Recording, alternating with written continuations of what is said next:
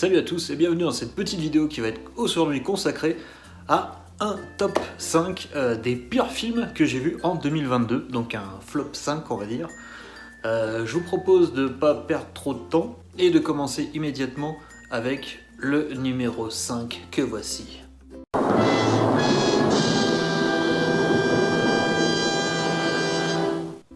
Morbius, numéro 5 de ce top, ou de ce flop plutôt.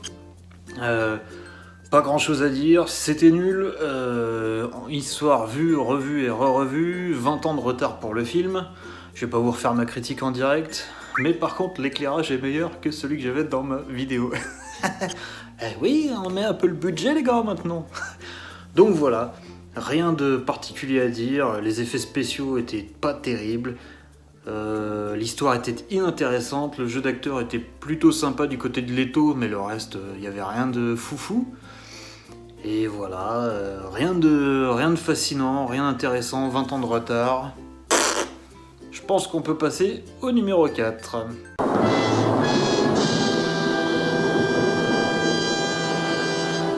Donc numéro 4, le fameux Doctor Strange and the Multiverse of Madness de Sam Raimi.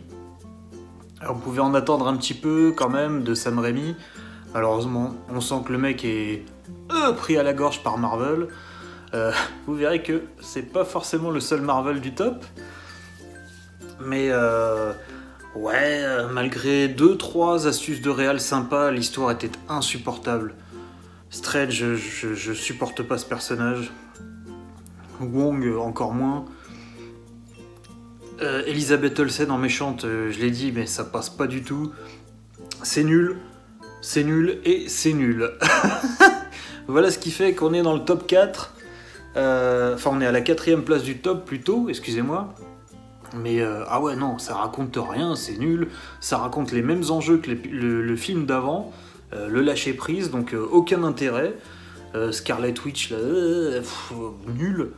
Aucune menace, aucune présence. Il y a quelques idées de sympa, encore une fois, de réal, mais rien de foufou, quoi. Pourquoi nous teaser les X-Men alors que c'est dans un autre univers? On s'en fout. John Krasinski en 4 Fantastiques, là, Reed Richards, on s'en fout. Les Illuminati, c'est les Avengers du pauvre, donc qui meurent tous, on s'en fout. Ça n'a aucun intérêt. Aucun intérêt. Qui voulait revoir Doctor Strange, franchement? Pas moi en tout cas. Voilà, on va passer au numéro 3.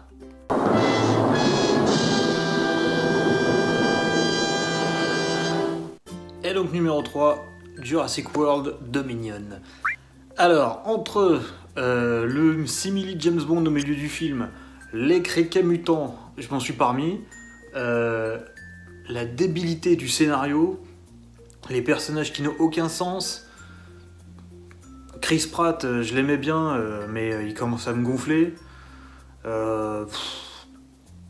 Aucun personnage n'a quoi que ce soit à raconter. Les anciens, tu les vois 5 minutes, t'es content, après t'en as plus rien à foutre. Les Dilophosaures là, qui se téléportent dans le tunnel à la fin. On a quoi? On a... Ah ouais, les méchantosaures, les affresosaures. Les atrociraptors, j'ai retenu. Voilà quoi, c'est nul à chier quoi, ça n'a aucun sens. Là on attaque vraiment le top 3 des films les plus nuls de l'année pour moi en termes de grand divertissement, parce que voilà. Il n'y a rien à sauver. J'ai fait une critique de 30 minutes et quelques sur le film, je vous y renvoie si vraiment vous voulez creuser encore un peu, mais creuser les dinosaures. Pardon. Et donc donc voilà, on va pas s'éterniser parce que ça n'a aucun intérêt. C'est nul et nul. Voilà. On attaque la 2ème place du top.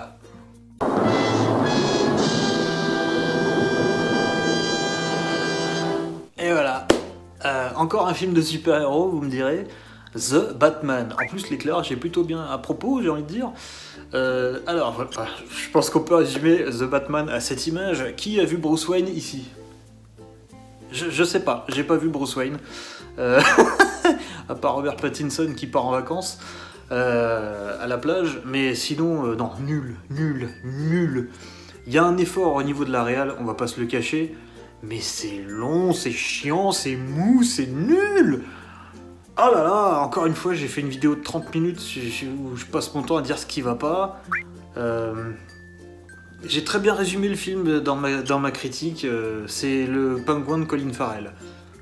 Il y a du taf, mais ça sert à rien. Voilà, donc... Oh là là, c'était insupportable. Il y a des longueurs, mais de fou. Il y a des plans qui durent 4 fois le temps normal. Le Batman sous anxiolytique, là, il est sous Xanax, t'as envie de le secouer pendant tout le film. Le plus grand détective du monde, t'as l'impression qu'il a un niveau CM2. Gordon qui est complètement con, qui comprend rien aux énigmes, alors que même mon neveu, il les comprend. Putain, non mais c'est insupportable. Donc voilà, c'est nul, c'est chiant, c'est mou. Il pleut tout le temps, il fait nuit tout le temps. C'est nul. Et puis lui, zéro charisme. Alfred, j'aime beaucoup, comment il s'appelle, l'autre qui joue les singes et Gollum, là. Putain, son nom il m'est sorti de la tête. Andy Serkis, voilà, je l'aime beaucoup, je trouve qu'il a une vraie gueule, mais en tant qu'Alfred, il n'y a pas de fulgurance, et puis il n'y a aucune alchimie entre les deux, quoi. Alfred, t'es pas mon père. Ah, ta gueule. Mets tes lunettes qu'on voit pas ton rimel là sous les yeux et ferme-la. Donc voilà, top 2, on monte dans l'énervement. C'est insupportable ce film. Putain, dire que je vais aller le voir 2 fois. Oh là là, insupportable. Bon, voilà. Là, on attaque le gros du gros avec le pire film de l'année. C'est parti.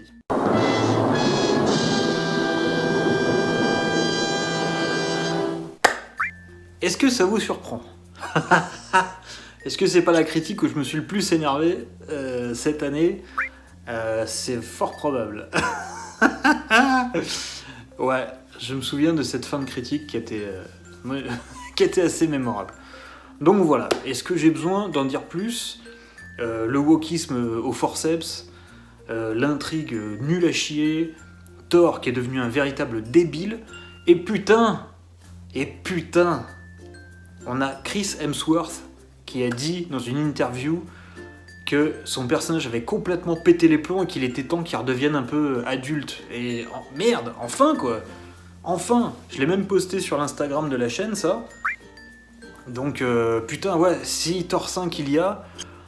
Oh putain, il faut virer Taika Waititi là, qui fait n'importe quoi avec le film, et qu'on retrouve un peu la prestance du personnage de Thor 1, quoi. De Kenneth Branagh. Le film n'était pas parfait, mais au moins il y avait une prestance royale, il y avait quelque chose, il y avait un côté shakespearien, quoi. C'était noble. Là, c'est de la bouffonnerie, de la galéjade à en gerber, quoi. Je me suis toujours pas remis des chèvres mutantes. Et putain, un perso gâché dans ce film, c'était Gore le Destructeur, là, ou le God Butcher, ou je sais pas quoi. Franchement, au niveau design, il était cool, et on avait un antagoniste qui était pas trop mal. Bon, je suis désolé, mais ses motivations, elles sont trop vite expédiées au début. On aurait dû creuser un petit quart d'heure, 20 minutes sur lui, quand même. On aurait dû virer elle, là, qui sert strictement à rien. Je suis désolé, elle sert à rien. Elle ajoute rien à l'intrigue, en fait. Et ouais, se concentrer plus sur Gore et faire monter un peu l'affect avec ce personnage, parce qu'il y avait de quoi faire. L'histoire n'est pas inintéressante sur le papier, mais ce qu'ils en ont fait, c'était n'importe quoi. Et puis Zeus... Et puis, on est d'accord que dans ce film-là, quand ils vont justement chez Zeus, ils viennent chercher de l'aide auprès des dieux. Et on est d'accord que, parce que Zeus ne veut pas les aider, il tue tout le monde. Il tue tous les dieux qui sont présents sur place, quoi. Donc est-ce que ça fait pas d'eux des méga criminels de la mort qui ont enfreint des lois divines? Et est-ce que ça fait pas d'eux des méchants, tout simplement, quoi? Parce que tu vas voir... Enfin, je sais pas... Moi, je me fais braquer ou agresser. Voilà, je survis à l'agression, je vais voir la police. Je dis, ouais, monsieur le commissaire, aidez-moi. Le mec, il dit, non, il n'y a pas de preuve, dégage.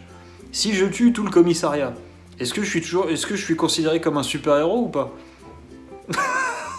Ce film est con. Ce film est complètement con, je suis désolé. Voilà, bon, bref. Voilà, donc on finit ce top 5, ce flop 5 même sur Thor et sa nana, qui est un peu une synthèse de tout ce qui va pas dans Marvel en ce moment. Et croyez-moi bien que si je pouvais intégrer des séries télé, le 1, ça serait pas lui. On sait très bien ce que ce serait. Voilà. Donc, je vous laisse là pour ce flop 5, et puis on se retrouve pour le top 5. Et puis, on va changer d'ambiance et on va se mettre bien. Allez, ciao.